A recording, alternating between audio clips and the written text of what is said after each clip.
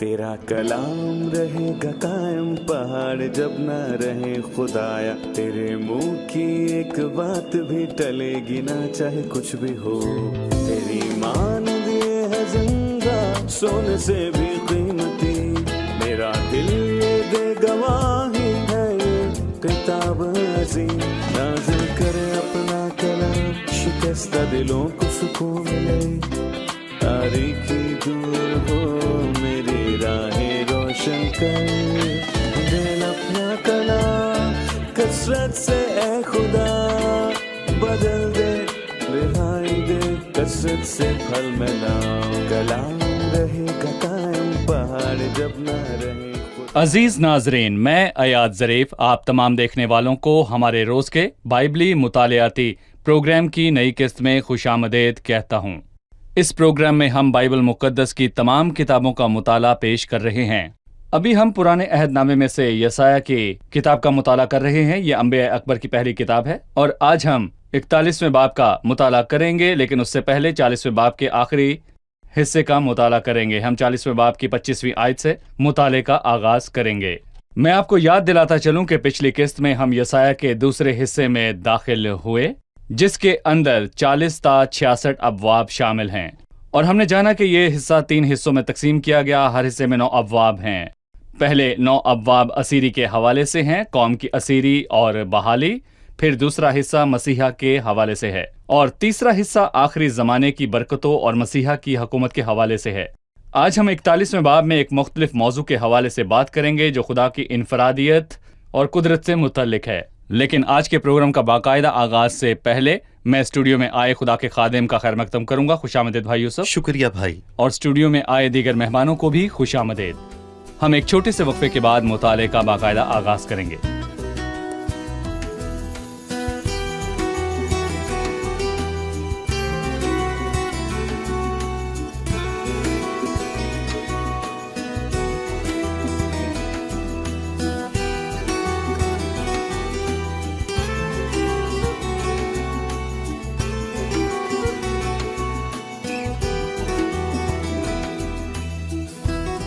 खुशामदीद भाई। शुक्रिया।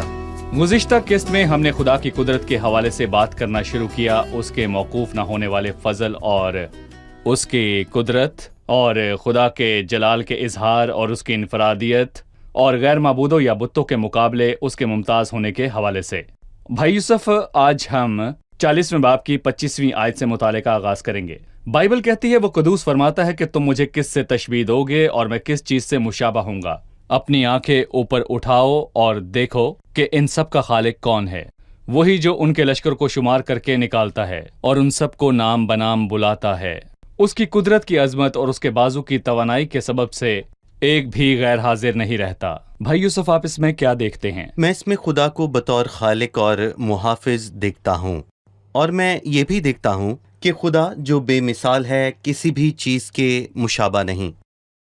और कभी कभी जब हम तस्लीस में वहदानियत की बात करते हैं, पर कुछ लोग इस मुकाशफा को रद्द कर देते हैं। हमें दरअसल इस तरह नहीं सोचना चाहिए कि खुदा किसके मुशाबा है, बल्कि मैं कहूँगा कि खुदा दरअसल मुनफरिद है। मेरा मकसद तस्लीस पर तफसीलन बात करना हरगिज़ नहीं है, पर मैं ये कहना चाहता हूँ कि खुदा को किसी चीज़ से तशबीह नहीं दी जा सकती। खुदा खालिक है। अपनी आँखें ऊपर उठाओ और देखो कि इन सब का खालिक कौन है, और खुदा मुहाफिज है। वही जो उनके लश्करों को शुमार करके निकालता है और उन सब को नाम बनाम बुलाता है। उसकी कुदरत की अजमत और उसकी बाजू की तवानाई के सबब से कोई गैर हाजिर नहीं। खुदा खालिक और मुहाफिज है जी। और वो ये क्यों कहता है कि अपनी आंखें ऊपर उठाओ और देखो? मतलब कि वो दावत देता है आसमानी लश्कर को, सितारों और सियारों को देखो। वो खुदा की कुदरत की बात करता है बतौर ईमानदार। ये मेरे लिए कैसे हौसला बख्श है कि ईमानदार की मंजिल की जमानत है और उसे सजा मिलने का कोई इम्कान नहीं। मैं 2 नताइज अख्स कर सकता हूँ। हमने पहले हिस्से में देखा कि खुदाम यीशु को चरवाहे से तशबीह दी गई, वो चौपान की मानद अपना गल्ला चराएगा। और हम जानते हैं कि खुदावन ने यही बात अपने हक में यूहन्ना 10 में कही। उसने क्या कहा? उसने कहा कि वो ना सिर्फ सितारों और सियारों को नाम बनाम पुकारता है, बल्कि वो अपनी भेड़ों को भी नाम बनाम बुलाता है। यानी कि जिस तौर पर खुदा हर एक सितारे से वाकिफ है, وہ اپنی سب بھیڑوں کو بھی جانتا ہے۔ مسیح ہر ایک بھیڑ کو جانتا ہے۔ اگر کوئی کہے کہ آپ غریب ایماندار کا موازنہ عظیم ستارے سے کر رہے ہیں تو میں اس سے یہ کہوں گا کہ میں غلط ہوں، کیونکہ غریب ایماندار خدا کی نظر میں عظیم ستارے سے زیادہ اہم ہے۔ وہ عظیم ستارے سے زیادہ اہم ہے کیونکہ اس بڑے ستارے کو خدا نے اپنے کلام سے تخلیق کیا ہے، لیکن مجھے اس نے اپنے لہو سے خریدا ہے اور وہ خود میری پاکیزگی بنا ہے۔ سو اس کی نظر میں آسمان کے ستاروں سے زیادہ بیش قیمت ہوں، یہ ایک حقیقت ہے۔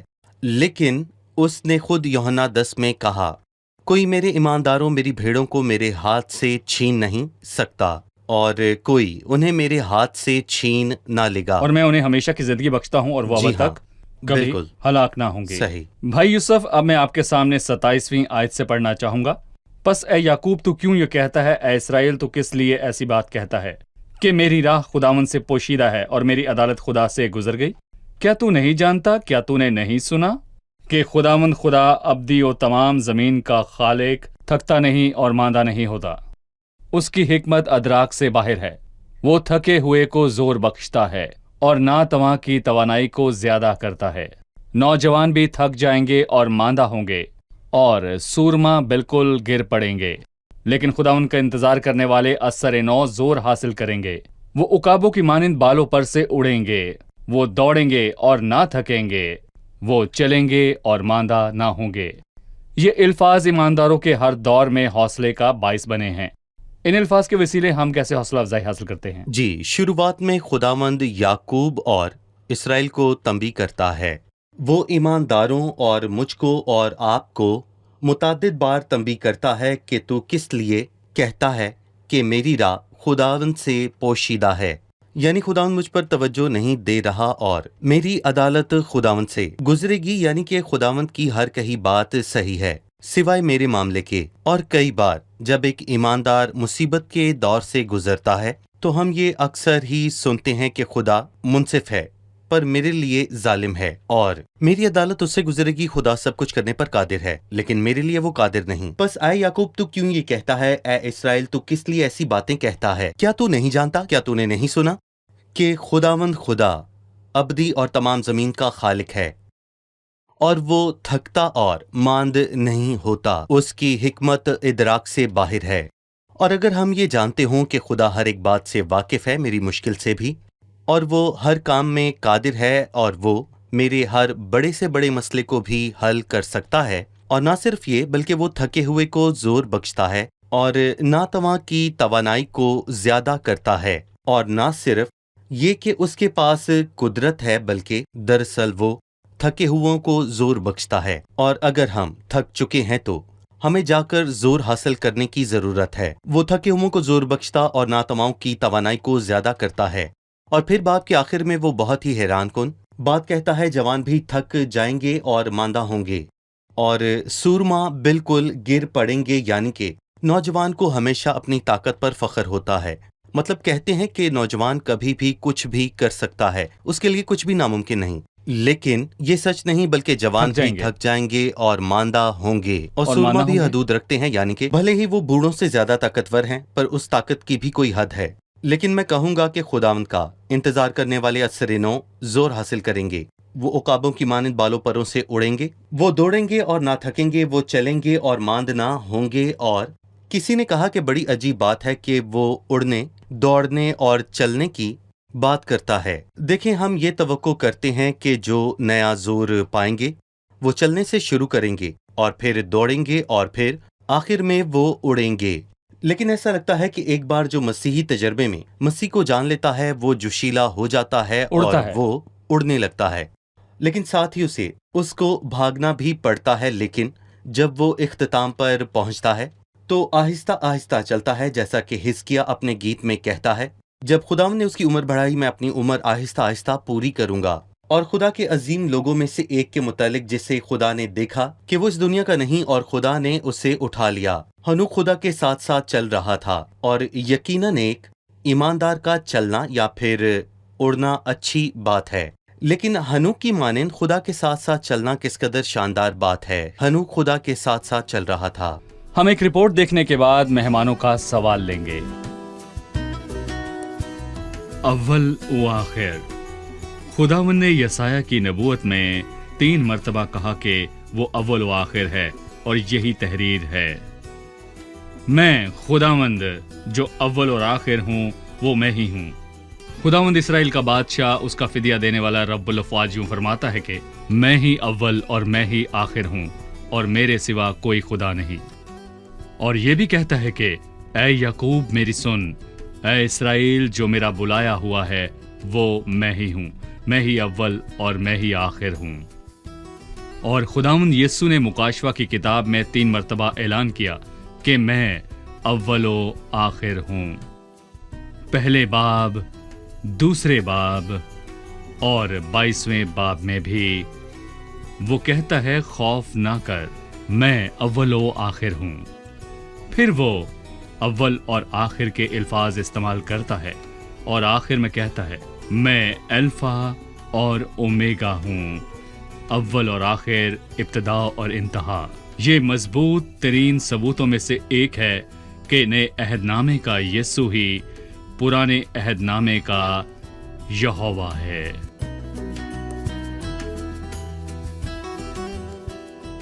हमने जाना कि खुदा थका या मांदा नहीं होता, लेकिन हम मसीह के मुतालिक पढ़ते हैं कि वो थका मांदा उस कुएं के पास बैठ गया और एक मर्तबा वो थकन के बायस सो गया। क्या ये इस सच्चाई के मुतसादिम है कि मसीह खुदा है?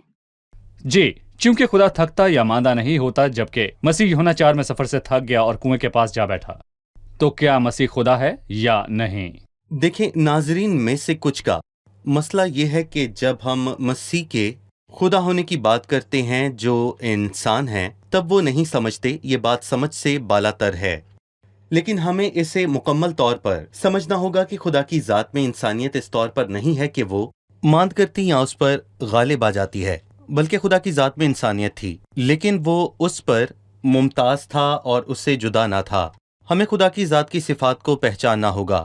जिसने इंसानी सिफात को निगल ना लिया, यानी कि मसीह कलाम की हर रूह से खुदा है, वो अपनी तमाम सिफात के साथ खुदाए कामिल है और अपनी तमाम सिफात के साथ कामिल इंसान है। और इंसान होते हुए क्या वो थकता है? वो यकीनन थकता है, जैसा कि महदूद इंसान फितरी है, वरना मसीह इंसान ना होता। और ये एक बिद्दत है कि मसीह जिस्म में जाहिर ना हुआ और इंसान ना बना। मसीही के लिए ये बिद्दत है जो मसीह की अलूहियत के इनकार से कम नहीं है। सो मसीह इंसान पहला है। यूहन्ना 4 भी बताता है। बिल्कुल। सो चूंकि मसीह इंसान है वो थक जाता है, क्योंकि वो इंसान है वो रोया, क्योंकि वो इंसान है वो सो गया, क्योंकि वो इंसान है वो मर गया, क्योंकि खुदा फक्त खुदा ही है और वो लाफानी है। लेकिन वो ऐसा इंसान था जो सिर्फ इंसान ना था, बल्कि मैं कहूँगा कि उसमें अलूहियत की सारी मामूरी सकूनत करती थी, और यही सच है। भले ही इंसान होते हुए वो सफर से थका मांदा हो गया, उसकी इंसानियत गुनाह से आजाद थी।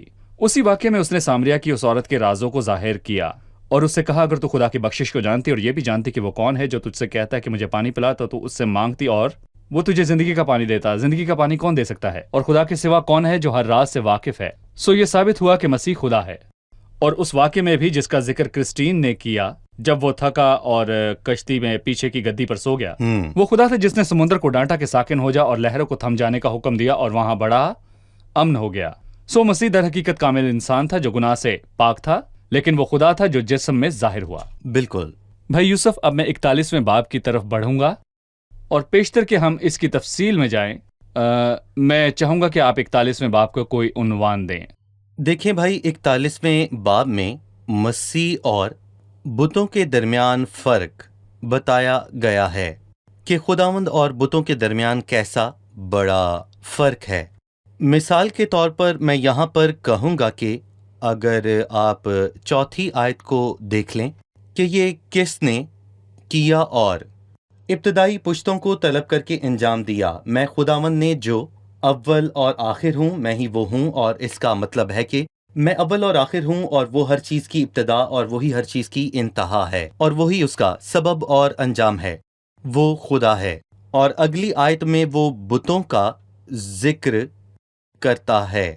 बड़ाई ने सोनार की और उसने जो हथौड़ी से साफ करता और उसकी नहत्ती पर पीटता है हिम्मत बढ़ाई। और कहा, जोड़ तो अच्छा है। सो उन्होंने उसको मेखों से मजबूत किया ताकि वो कायम रहे। वो बुतों की बात करता है जिन्हें मजबूत करना पड़ता है ताकि गिर न जाएं।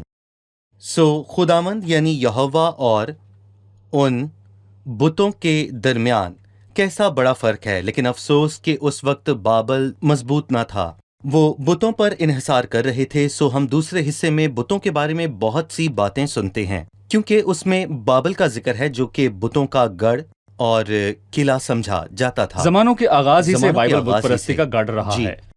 بھائی یوسف 41ویں باب کی پہلی آیت سے کچھ یوں مرقوم ہے، اے جزیرو میرے حضور خاموش رہو اور امت اثر نو زور حاصل کریں، وہ نزدیک آ کر عرض کریں، آؤ ہم مل کر عدالت کے لیے نزدیک ہوں۔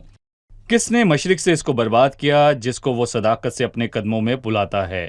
وہ قوموں کو اس کے حوالے کرتا اور اسے بادشاہوں پر مسلط کرتا ہے، اور ان کو خاک کی مانند اس کی تلوار کی اڑتی ہوئی بھوسی کی مانند اس کی کمان کے حوالے کرتا ہے۔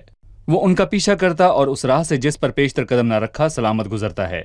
یہ کس نے کیا اور ابتدائی پیشوں کو طلب کر کے انجام دیا؟ میں خداوند نے جو اول اور آخر ہوں وہ میں ہی ہوں۔ یہ آیات کس کی بات کرتی ہیں؟ خاص طور پر 2 تا 4 آیات خورس کی، حالانکہ اس کا نام نہیں لیا گیا، لیکن میں کہوں گا کہ 44ویں باب میں اس کا نام ضرور آئے گا، جو کہ میں کہوں گا کہ قوم کو بچانے اور لوگوں کو بابل کی اسیری سے نکالے گا۔ کیا خورس فارسی ہے؟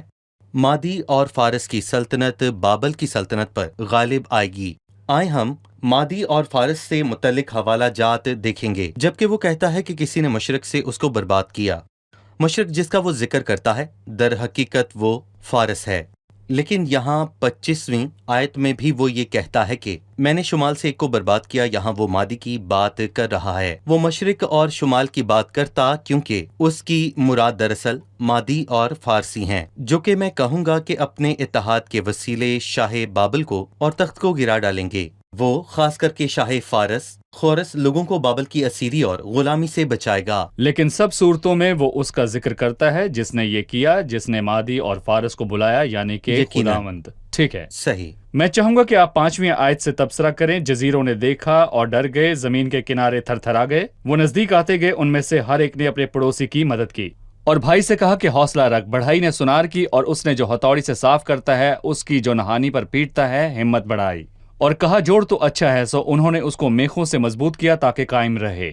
ہاتھ کے بنائے خدا بامقابلہ زمین اور اس کی انتہا کے مالک خدا کے، کیا کہیں گے؟ دیکھیں، میں کہوں گا کہ خاص طور پر بتوں کو بنایا جاتا ہے، اور خاص کر کے جب ہم 44ویں باب میں پہنچتے ہیں تو ہمیں تنزیہ الفاظ ملتے ہیں۔ ایک انسان ایک بت کو بناتا ہے اور اس کے ہی آگے گر جاتا ہے، اور اسی درخت کی لکڑی پر گوشت کباب بناتا اور اس کو کھاتا، اور پھر جب سردی لگتی تو آگ جلا کر کہتا آہ، یعنی کہ خوش وہ ہوتا ہے۔ خوش ہوتا ہے، یعنی کہ اسی شے سے اس نے ایک معبود بنایا اور اسی کے آگے وہ گر جاتا ہے اور اسی سے اپنی خوشی کا سامان کرتا ہے اور اسی سے خوشی اور اطمینان پاتا ہے۔ اور دوسری آیت ہے بتوں اور دیوتاؤں کو اٹھانا پڑتا ہے، جبکہ میں کہوں گا کہ خداوند ہمارا ہمیں اپنے کندھوں پر اٹھا لیتا ہے۔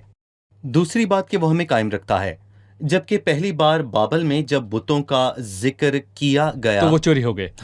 جی ہاں، جب لابن نے یعقوب سے کہا تو میرے بت کیوں چرا لایا، وہ خدا جو چرا لیے گئے اور جنہیں اٹھایا جاتا ہے، اور خدا جنہیں بنایا کیسے جاتا دکھ کی بات ہے۔ صحیح۔ انسان کیسا غریب ہے، اس خدا پر انحصار کیوں نہ کیا جائے جو ہمیں بناتا، ہمیں اٹھاتا اور ہمیں اپنے ہاتھوں سے تخلیق کرتا ہے۔ آپ اپنا خدا بنا رہے ہیں اور اسے گرنے سے بچاتے ہیں، اور یہ کیسے دکھ کی اور افسوس کی بات ہے۔ جی ٹھیک ہے، آئیے مہمانوں سے سوال جانتے ہیں۔ جن الفاظ کا تذکرہ 10ویں آیت میں کیا گیا، ہم ان کا مفہوم جاننا چاہیں گے۔ تو مت ڈر کیونکہ میں تیرے ساتھ ہوں، ہراساں نہ ہو کیونکہ میں تیرا خدا ہوں، میں تجھے زور بخشوں گا، میں یقیناً تیری مدد کروں گا اور میں اپنی صداقت کے دائیں ہاتھ سے تجھے سنبھالوں گا۔ صداقت کے دائیں ہاتھ سے کیا مراد ہے؟ اور 14ویں آیت میں لکھا ہے ہراساں نہ ہو اے کیڑے یعقوب، اے اسرائیل کی کلیل جماعت۔ کیڑے یعقوب اور اسرائیل کی جماعت سے کیا مراد ہے؟ جی بھائی یوسف، ان الفاظ کی وضاحت کیجیے اور گا۔ جہاں تک میری صداقت کے داہنے ہاتھ کا تعلق ہے جو طاقت کو ظاہر کرتا ہے، سو جب یعقوب کا سب سے چھوٹا بیٹا پیدا ہوا تو اس کی ماں نے اس کا نام بنونی رکھا، لیکن اس نے بنیامین۔ کہا کہ نہیں، اس نے کہا یہ میرے داہنے ہاتھ کا فرزند ہے، تو اس نے اس کا نام بنیامین رکھا۔ داہنا ہاتھ قوت کو ظاہر کرتا ہے اور یقیناً خدا قوت کامل رکھتا ہے، وہ سب کچھ کر سکتا ہے، لیکن یہاں میری صداقت کے داہنے ہاتھ سے مراد عدل اور راستی ہے، یعنی کہ خدا اپنی قوت کا استعمال لوگوں پر ظاہر کرنے کو نہیں کرتا، اور ایسا بھی نہیں، کیونکہ جب بھی وہ کوئی کام سر انجام دیتا ہے تو وہ صداقت سے کرتا ہے۔ جب اس نے اپنے لوگوں کو اپنی صداقت کے داہنے ہاتھ سے قائم رکھا تو اس کا مطلب یہ نہیں کہ اس نے اس کے گناہوں کو نظر انداز کیا کہ وہ اس کے لوگ ہیں، ہرگز نہیں، اس نے عدل بالکل کو پس نہیں۔ پشت نہیں اس نے ڈالا۔ عدل کو اہمیت دی۔ کیڑے یعقوب کا مطلب ہے بے انتہا کمزور۔ اس نے کیڑوں بھی نہ کہا بلکہ کیڑے کہا، کیڑوں جیسا کمزور۔ اور خداوند اس کمزور کیڑے سے یہاں پر یہ کہتا ہے کہ ہراساں نہ ہو اے کیڑے یعقوب، وہ یہاں پر اسے کیڑے کہتا ہے۔ اے اسرائیل کی قلیل جماعت، یعنی کہ شمار میں تھوڑے افراد، اس کا مطلب ہے کہ وہ تعداد اور قوت دونوں میں ہی کم تھے، لیکن مت ڈر اپنی کمزوری کے باوجود کہ تو ایک کیڑا ہے اور تو شمار میں کچھ بھی نہیں ہے، تو بھی میں تیرے ساتھ ہوں، میں تیری مدد کروں گا۔ اور خداوند یہ فرماتا ہے۔ 14ویں آیت سے دیکھا گیا وہ یعقوب کی کمزوری کی بات کرتا ہے، جی، لیکن اگلی آیات میں اس کی طاقت کا تذکرہ ہے، یعنی وہ کمزوری میں طاقتور ہے۔ دیکھ میں تجھے گہائی کا نیا اور تیز دندانہ دار آلہ بناؤں گا، تو پہاڑوں کو کوٹے گا اور ان کو ریزہ ریزہ کرے گا اور ٹیلوں کو بھوسے کی مانند بنائے گا۔ وہ کمزوری میں طاقتور کیڑا، گہانی کا دندانہ دار آلہ، اسے ہم کس طور پر سمجھیں؟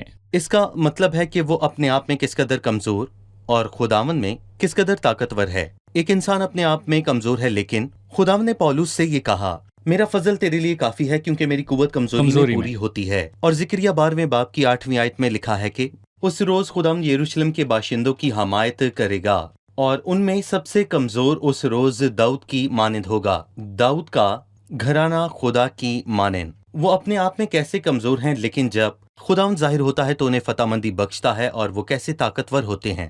اور میں کہوں گا کہ یہ سیکھنے کی بات ہے، کیونکہ ہم اپنے آپ میں کمزور ہیں لیکن خدا میں زوراور ہیں۔ یہ الفاظ کہ تم مت ڈر کیونکہ میں تیرے ساتھ ہوں، ان آیات میں اور گزشتہ آیات میں دہرائے گئے ہیں۔ صحیح۔ یہ الفاظ ماضی میں لوگوں کو حوصلہ بخشتے آئے ہیں اور آج تک کروڑوں ایمانداروں کو ہر زمانے میں حوصلہ دیتے رہے ہیں۔ تو مت ڈر کیونکہ میں تیرے ساتھ ہوں، اس کا کیا مطلب ہے؟ 10ویں آیت میں لکھا ہے تو مت ڈر کیونکہ میں تیرے ساتھ ہوں، اور 13ویں آیت میں کیونکہ میں کہوں گا مت ڈر، میں تیری مدد کروں گا۔ 14ویں آیت ہراساں نہ ہو اے کیڑے یعقوب۔ مت ڈر کے الفاظ بار بار دہرائے جانے سے میں دو باتیں سمجھتا ہوں۔ پہلی بات یہ کہ انسان کتنی آسانی سے ڈر جاتا ہے۔ کس بات سے ڈرتا ہے؟ وہ ہر بات سے ڈرتا ہے۔ پطرس کے لیے لکھا ہے کہ اس نے ایک دفعہ ہوا کو دیکھا تو وہ ڈر گیا، مطلب کہ وہ ہوا سے ڈرا۔ اور ایلیا جو ایک عظیم اور مضبوط شخص تھا، جب اس نے ایک پیغام کو سنا تو وہ ڈر گیا، حالانکہ اس نے صرف ایزابل کے پیغام کو سنا تھا، اس نے نہ دیکھا پر ڈر گیا۔ انسان خوف کھا سکتا ہے۔ ابراہیم کو بھی خدا نے پہلی بار کہا خوف نہ کر۔ انسان خوف کھا سکتا ہے، اسی لیے خوف نہ کر کے الفاظ بائبل میں بہت بار آئے ہیں، لیکن بھروسے اور تسلی کا منبع یسوع ہے اور سارا جلال اس کو ملے۔ اس نے کہا مجھ پر اپنا داہنا ہاتھ رکھ، خوف نہ کر، میں اول اور آخر ہوں۔ اور پھر اس نے کہا اور زندہ ہوں، میں مر گیا تھا اور دیکھ میں عبدالآباد زندہ رہوں گا، مطلب کہ ہمیں خوف کھانے کی ضرورت نہیں ہے۔ اچھا ہے کہ خداوند مجھ سے کہتا ہے کہ تو مت ڈر کیونکہ میں تیرے ساتھ ہوں، اور میں اس سے یہ کہتا ہوں کہ میں کسی بلا سے نہ ڈروں گا کیونکہ تو میرے ساتھ ہے۔ یہ جواب ہے خدا کی حضوری اور اس کی فکر کا نتیجہ ہے۔ بہت شکریہ بھائی یوسف، آپ کے ہمراہ مطالعے کا بہت لطف آیا، اور اچھا ہے کہ ہم خدا کے کلام پر بھروسہ کریں جو کہتا ہے کہ تو مت ڈر کیونکہ میں تیرے ساتھ ہوں۔ اب ہم مہمانوں سے ان کی رائے جانیں گے۔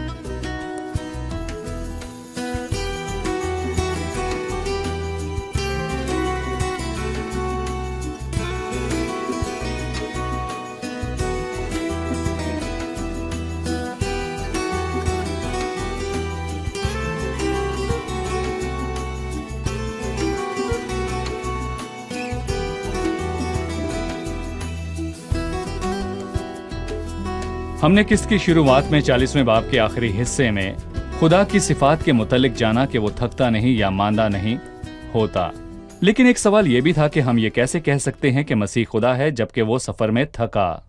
آپ میں سے کون اس سوال کا جواب دے سکتا ہے؟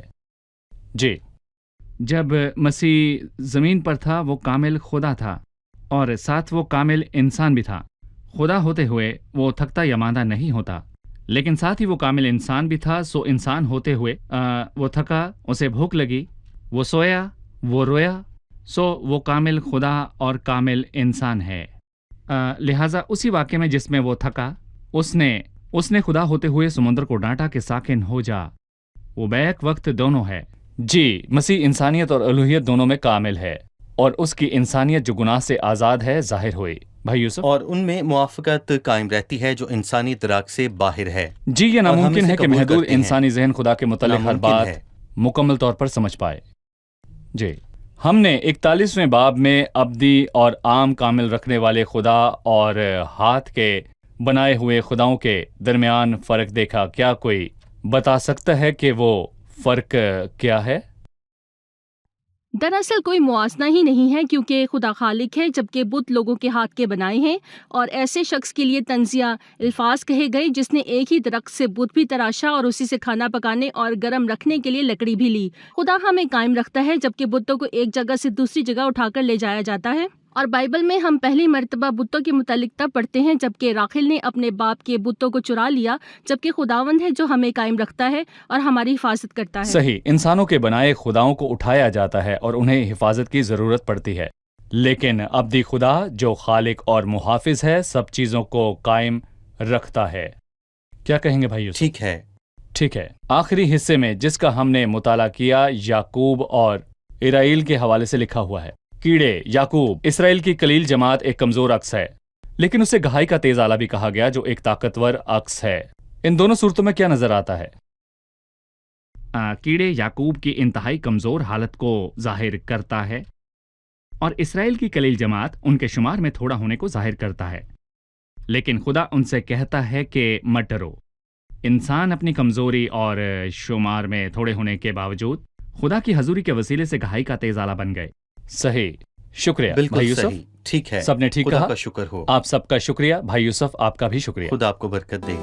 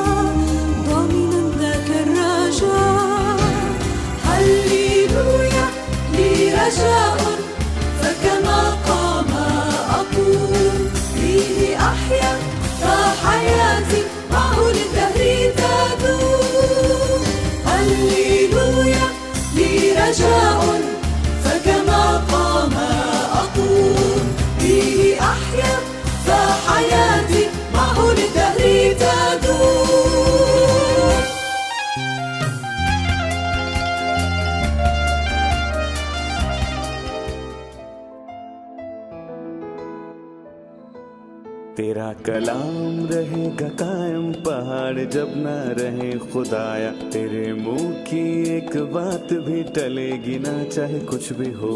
تیری مانند یہ ہے زندہ سونے سے بھی قیمتی.